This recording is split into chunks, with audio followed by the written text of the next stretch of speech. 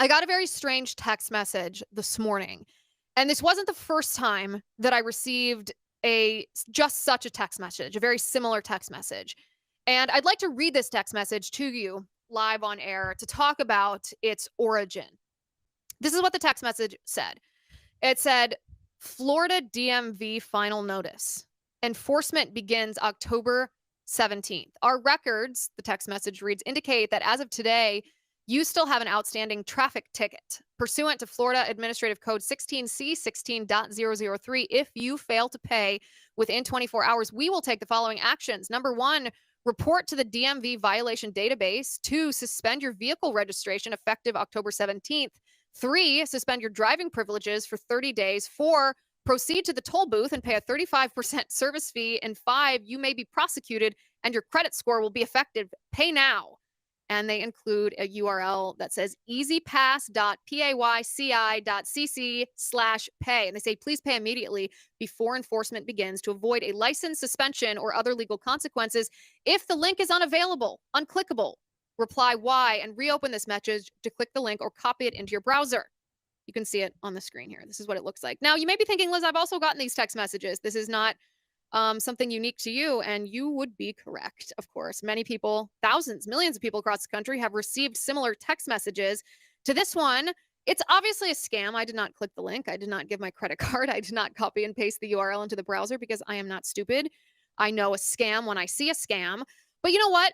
Over the course of the past couple of months, as I have received these text messages with greater and greater frequency, it seems almost on a daily basis that I receive this text message. I haven't been in Florida. I don't have a traffic ticket. That's certainly not the enforcement mechanism. If you do get a traffic ticket somewhere and you don't pay it, they don't. I mean, it seemed like these scammers are pulling out all the weapons from their arsenal. They're saying, "Oh, we're even going to impact your credit score if you don't do something about it, or you might go to jail." Whichever the law enforcement decides they want to do. As I've seen these text messages with increasing frequency, it did not surprise me to learn the origin of this text message. It was not your typical Turkish prince origin here. According to an expose in the Wall Street Journal today, this text message was sent by Chinese criminal cartels. And those of us across the country who have received these text messages are the attempted victims of these Chinese communists. This is from the Wall Street Journal. It says Chinese criminals made more than $1 billion from those annoying texts. Messages seeking payment for unpaid tolls prompt victims to hand over credit card information, which gangs use to buy gift cards and luxury goods. This article was written by Robert McMillan. He said the U.S. is awash with scam text messages. Officials say it's become a billion-dollar, highly sophisticated business benefiting criminals in China. Your highway toll payment is now past due, one text warns. You have U.S. Postal Service fees to pay, another threatens. You owe the New York City Department of Finance for unpaid traffic violations. The texts, according to the Wall Street Journal, are always ploys to get unsuspecting victims to fork over their credit card details. The gangs behind the scams take advantage of this information to buy iPhones, gift cards, clothing, and cosmetics. Criminal organizations operating out of China, which investigators blame for the toll and postage messages, have used them to make more than $1 billion. That's billion with a B over the past 3 years, according to the Department of Homeland Security. Behind the con, investigators say, is a black market connecting foreign criminal networks to server farms that blast scam texts to victims. The scammers use phishing websites to collect credit card information. They then find gig workers in the U.S. who will max out the stolen cards for a small fee, making the fraud possible. An ingenious trick allowing criminals to install stolen card numbers in Google and Apple wallets in Asia, then share the cards with the people in the U.S. making purchases half a world away. This deluge of phishing texts is getting worse. Americans reported an all-time high of 330,000 toll scam messages in a single day last month, says Proofpoint, a company that filters mobile spam messages. The average monthly volume of toll scam messages is about 3.5 times what it was in January of 2024. Wow. I think we can all speak to this personally. I know for me, at least, I'm receiving just dozens and dozens of these things, way more than I used to. The Wall Street Journal says criminal gangs are able to flood people with text messages using so-called SIM farms, rooms jammed with boxes of networking devices. Like, remember that the SIM farm that was discovered in New York ahead of President Trump going to the United Nations? And then right here on Blaze, we broke the story that it was actually the Chinese that were behind this SIM farm. It's just this kind of SIM farm. The servers are stuffed with the little white cards, the Wall Street Journal writes, that mobile customers put in their new phones to begin making calls or sending texts. One person in a room with a SIM farm can send out the number of text messages that 1,000 phone numbers could send out, said Adam Parks, an assistant special agent in charge at Homeland Security Investigations, an investigative arm of DHS. Criminal gangs overseas typically operate the farms remotely, but hire gig workers in the U.S. to set them up. The gangs recruit the workers via the WeChat messaging app, Parks said. Workers needing help have instruction manuals and live technical support. Leave it to the Chinese communists to have live technical support for their crime gangs. At least 200 SIM boxes are operating in at least 38 farms across the U.S. in cities such as Houston, Los Angeles, Phoenix, and Miami, said Ben Kuhn, chief intelligence officer with the cybersecurity company Unit 221B, which has investigated the messaging fraud. Kuhn has discovered SIM farms in shared office spaces, crack houses, and an auto repair shop.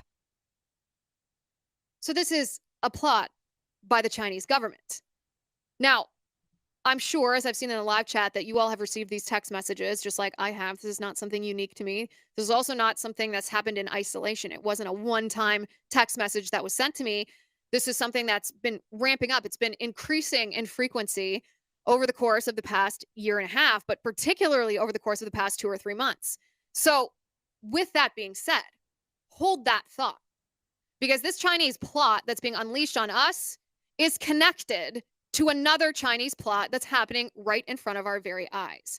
The most prominent, loudest, most popular, probably most powerful communist in the United States is Zohran Mamdani. Zohran Mamdani is the individual who I would call him the front runner to win the New York City mayoral race in now just a matter of days. He's an open socialist, an open communist, an open Marxist, an open Muslim. And he's about to win. He's about to be the mayor of New York City. How does that happen? How does it happen that 25 years ago, New York City was decimated by terror attacks committed by radical Islamists, jihadists who wanted to impose their caliphate on us, and now we're about to face an openly Marxist, Muslim, leftist mayor in New York City? Can you imagine explaining that to the victims of the September 11th, 2001 terror attacks? I can't. I can't imagine that. Zohran Mamdani is an open socialist. He's an open Marxist, an open communist, and he's probably the most powerful communist, at least politician in elected office in the United States, a member of the DSA. In fact, there was a picture, and we're going to show this on the screen. This was posted, ironically, by the Secretary of State of Maine, Shenna Bellows. We talked about her at length on the show yesterday with investigative reporter Steve Robinson, because Shenna Bellows is, of course, an extremely shady individual who is fighting against election integrity in the state of Maine. And don't you wonder why? If you missed that segment, highly recommend you go back and listen to Steve Robinson's thorough breakdown of this woman. But months ago, Shenna Bellows posted on her Blue Sky account this photo of Zohran Mamdani, and you can see this on the screen. What does he have on the back of his laptop in that photo? He has a bumper sticker on the back of his laptop that says Shenna Bellows. What else does it say? Well, his arm is covering part of it, but if you look really closely at that other sticker, what does it say? Well, I think you can tell what it says.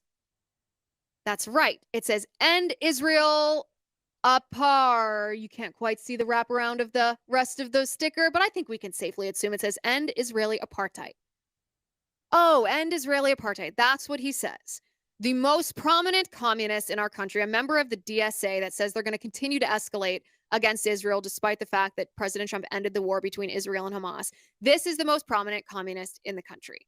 Of course, Shenna Bellows posted this on her Blue Sky account because he also endorsed her, which says a lot, by the way. Might not want to vote for Shenna Bellows for governor of Maine if you live in that state, just based on her association with Zohran Mamdani. Again, put a pin in that. All these building blocks are suddenly going to become a train. The DSA, the Democrat Socialists of America, who boast Zohran Mamdani as a member, who posted that they don't actually want peace. They want war in the Middle East and here in the United States, because they never actually cared about a so-called Palestinian genocide. They just use that as an excuse to commit violence. The DSA also boasts as a member in their New York City chapter a woman who is of particular interest today. It's a campaign surrogate for Zohran Mamdani, a woman who has raised money for him and has tried to coalesce a group or Jewish voters in his support, although that really wouldn't make any sense. This woman's name is Alicia Singham Goodwin. Alicia Singham Goodwin. Does anyone recognize that name or a portion of that name? I'll say it again. Alicia Singham Goodwin. That's right. Alicia Singham Goodwin is a Singham. She is the niece of Neville Roy Singham. She's the daughter of Roy Singham's sister. Roy Singham's sister, who personally donated to Zohran Mamdani, and now her daughter works as a technically unofficial campaign surrogate that raises money and works on voter turnout for Zohran Mamdani. All part of the Democrat Socialists of America. Again, we move on to the next train car, but they'll all tie together. Join me across the pond now at the Chinese Academy of Marxism.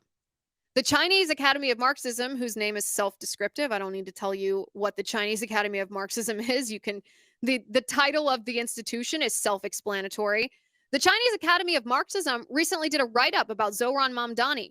Now, why would the Chinese Academy of Marxism care about Zohran Mamdani? Well, as you can plainly see in this graphic, this headline, the Chinese Academy of Marxism was praising Zohran Mamdani as a bright spot of resistance in the United States. A bright spot of resistance. So what does this mean?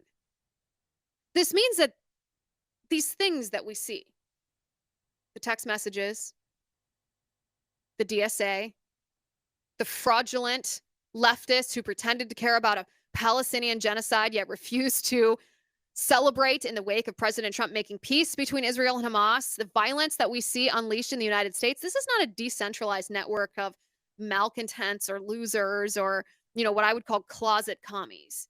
This is a highly coordinated, organized plot against the United States. And we've talked very often recently and in a handful of episodes over the course of the past couple of weeks about the strategy that the left uses. They use shell groups, these individual groups with kind of innocuous names, to coordinate the violence that they commit in the United States. The funding for those groups comes indirectly but directly from Roy Singham and his ilk.